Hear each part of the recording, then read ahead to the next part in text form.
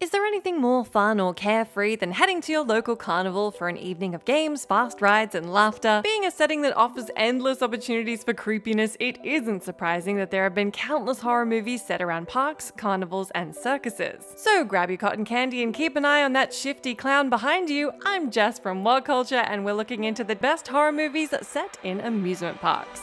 Carnival of Souls.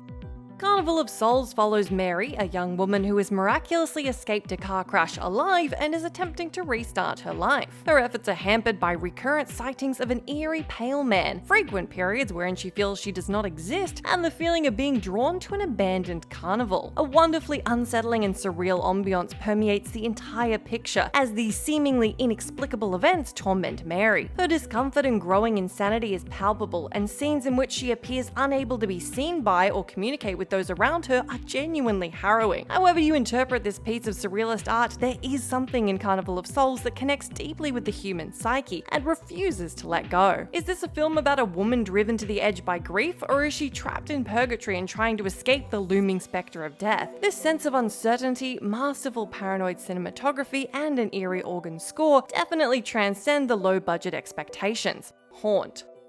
Harper is persuaded by her friends to forget her troubles and partake in an extreme haunted house attraction on Halloween night. Once inside, the group are hunted down by a group of colourful antagonists and discover all too late that this is no game. Haunt cleverly chose to latch onto a trend that was blowing up at the time in the form of extreme haunted maze experiences. The movie exploits everyone's lingering fear that what we see in the darkened corridors may not just be special effects makeup. The smaller scale of this production as opposed to Hellfest means that much more time is spent crafting likable characters, as opposed to lavish amusement park set pieces. Here, we actually care when a character falls victim to a gruesome Saw-style trap, or meets one of our many-faced antagonists. The villains are the crowning piece of this fun ride, and help it remain frightening and tense. Be it witch, ghost, devil, or clown, every villain elicits a gasp when seen lurking in the background, and their threat is ever present. Willy's Wonderland.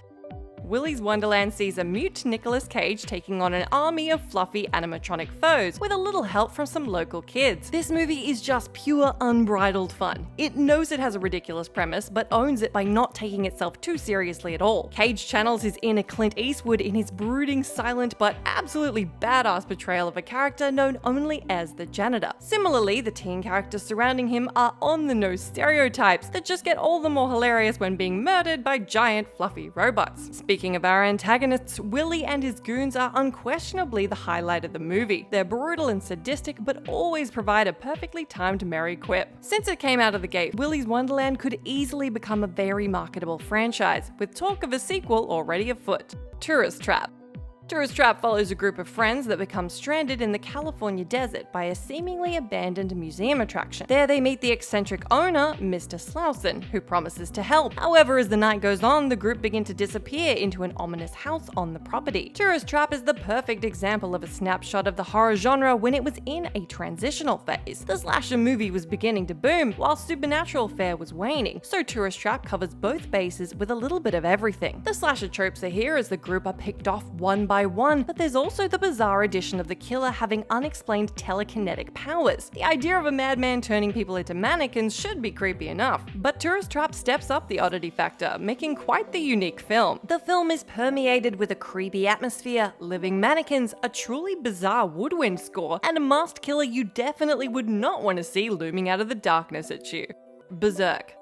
Berserk follows ringmaster Monica Rivers and her circus of employees as they travel England performing. Soon, someone begins picking off the fleet of performers in various nasty ways that at first seem to be all part of the show. Berserk has an undeniable sense of grandeur. It's beautifully photographed with impressive, vibrant spectacles showing actual circus performers risking their lives, as Joan Crawford narrates. Quite impressive for a film with next to no budget, really. Berserk also has the honor of being one of the first post-Psycho movies to adopt that slasher or whodunit formula, as performers are hunted down and killed in various gruesome but restrained ways. A highlight of the carnage is undoubtedly blonde bombshell Diana Dawes getting cut in half as the audience cheers. Seeming much classier by today's standards, Berserk may not succeed entirely in making a circus seem sinister. It's a fine way to kill 90 minutes. Child's Play 3.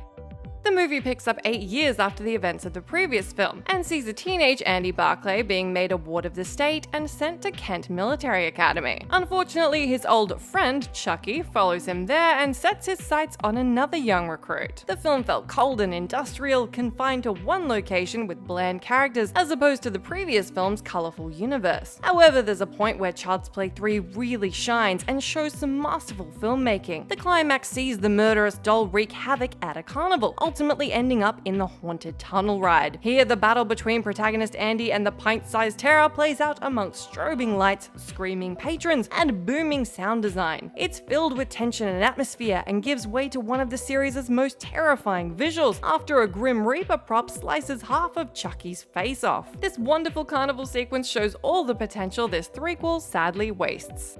Freaks.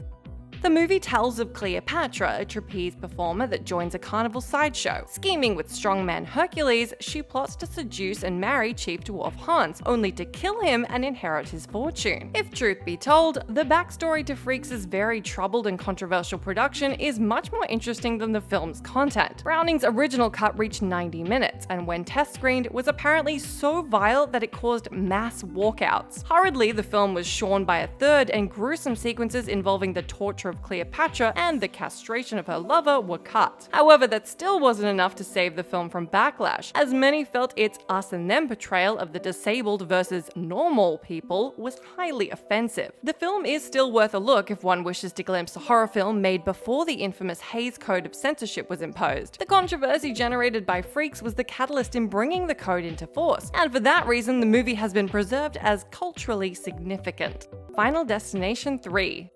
Much like the explosion of Flight 180 in the original film, Final Destination 3 again goes for the jugular with its centerpiece Premonition. This time it's a double whammy, as roller coasters not only take people to ridiculous heights, but we're never sure if they're entirely safe. Every viewer has heard stories of the catastrophic injuries the thankfully rare victims of roller coaster accidents have suffered. Needless to say, Final Destination 3 delights in showing all of this in a blow-by-blow, impossibly long sequence. From the very first mechanical fault in the system to the final blood-curdling scream, the filmmakers ensure that after seeing this cataclysmic disaster, we'll never broach an amusement park again. With Final Destination 3, the famed visions of death most definitely reached their zenith, and unfortunately, subsequent films have failed to match that intensity or primal fear.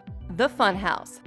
The Funhouse tells the story of teenager Liz and her group of school friends as they dare to stay after hours at a town carnival. Unfortunately, they witness a murder and become the homicidal individual's next targets. What makes the Funhouse work so well is that it dares to be so wonderfully weird at times, and of course that means it'll stick with audiences. A perfectly assembled ensemble cast is present and give performances ranging from the eerie to the overblown as assorted carnival workers. Where the film really shines is in its final act and the seemingly non-stop chase sequences through the brightly lit, smoky funhouse. The movie time and time again succeeds in making a petite villain that could be seen as laughable a frightening and even intimidating force. The film artfully works the legends of the traveling carnival and the missing children and the boy who cried wolf into its story. We all know these tales, but seeing them play out as part of a slasher film makes them harder to dismiss as merely tall tales.